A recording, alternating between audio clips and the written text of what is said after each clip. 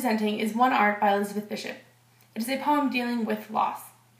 The title is significant because the author doesn't just see loss as the act of losing, but as the coping and expression of loss as an art form in itself.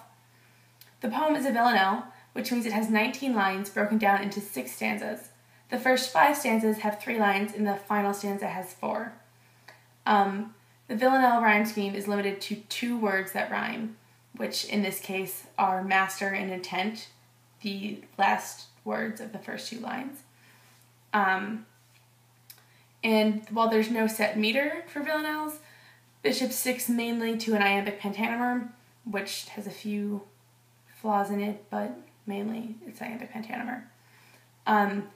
The poem is written in the first person narrative, and while not much is said about the narrator, it is sort of gathered generally that she is wise and is probably well-traveled and a knowledgeable human being. The first stanza of the poem is, "The art of losing isn't hard to master. So many things seem filled with the intent to be lost that their loss is no disaster." This has a very clear and bold opening statement. It's just declaring that loss is something that is easy to deal with and not hard to master. Bishop goes as far as to say that loss is intended, and most things are intended to be lost. The first stanza also sets up the repeated ABA rhyme scheme. The second stanza reads, "Lose something every day, except the fluster of loss, of door keys, the hour badly spent. The art of losing isn't hard to master." Here, a pedantic tone is set, or developed further. Bishop goes as far as to encourage loss daily, and to accept the fluster involved with loss until we grow completely immune. This is very radical and very hard to do, and she says it very offhand, The repeated contrast between material and abstract loss is introduced here, and that becomes a theme throughout the poem, or a repeated symbol. The contrast here is with keys and an hour, which were both lost, and it just shows how loss can be simple or complex, and all in all, dismissible. She's sort of despondent in her message that just losing isn't hard. And the last line of the stanza is the first line of the poem repeated, and it's beginning to gain more significance now as it's sort of drilled into your mind that losing is just not a big deal, and loss isn't significant, and neither keys nor an hour or material or immaterial things are significant really at all.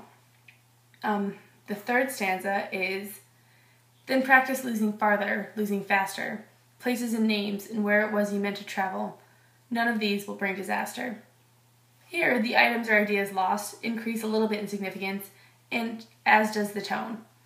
The losses are becoming greater, and the tone shifts to seem a little more numb, as Bishop nonchalantly passes off sentimental loss as just, it's not a disaster. The fourth stanza is, "I lost my mother's watch, and look, my last, or next to last, of 3 beloved houses went. The art of losing isn't hard to master." Now things get a little more serious. The losses now have very significant value. An heirloom watch from her mother, gone. A past home, gone. These things are material in body, but abstract in sentiment, and they're meant to be kept precious. Yet, Bishop just continues to play it cool and assures us that even this loss isn't going to be hard to handle. With the first line repeated again, we now see the irony of the statement, that loss maybe isn't actually hard to handle. She seems now to be not actually convinced that these losses are so little, and we start to understand the real message of the poem. The fifth stanza reads, "I lost 2 cities, lovely ones, and vaster, some realms I owned, 2 rivers, a continent. I missed them, but it wasn't a disaster. This stanza is more puzzling yet. Here, Bishop claims to have lost cities, rivers, continents that she all owned. She also uses the word realm, which is an interesting choice of diction. Realm is sort of an old-fashioned word for country or land, which may allude to the past and a past time in her life. My personal interpretation is that she is mourning the loss of her childhood here, when imagination was vast and she could have cities or rivers or whatever she wanted in her own mind.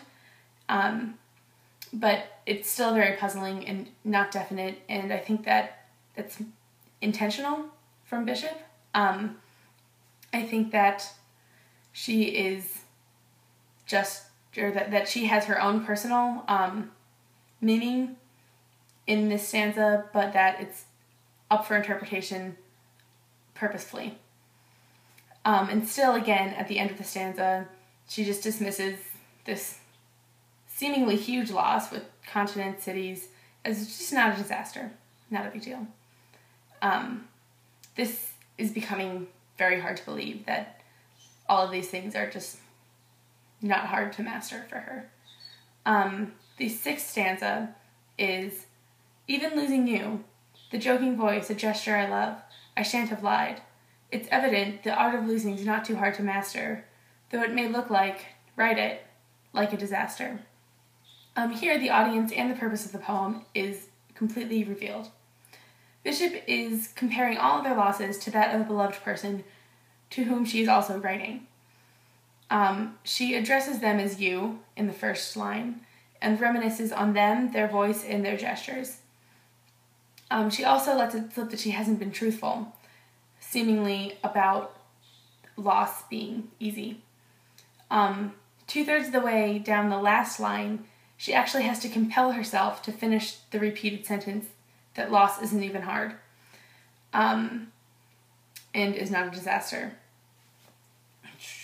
This is the true giveaway that she does not actually, she has not fully yet convinced herself that loss is not hard to master, and even if it seems like a disaster.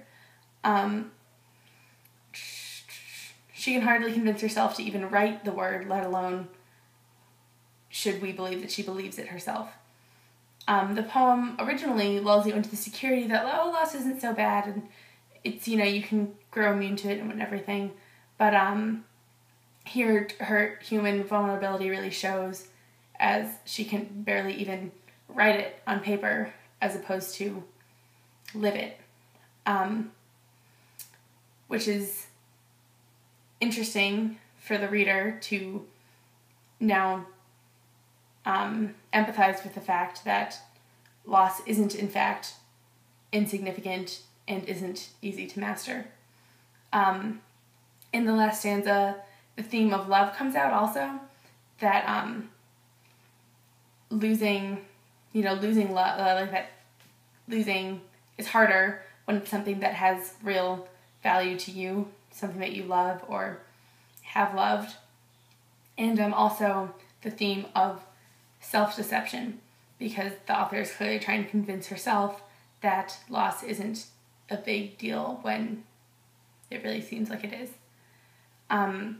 This poem is culturally valuable because it is something that pretty much everyone in the world can relate to.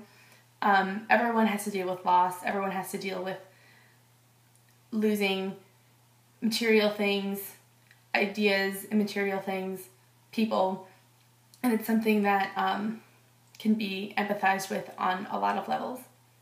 It's very relatable and is just all around, I think, a lovely poem. The end.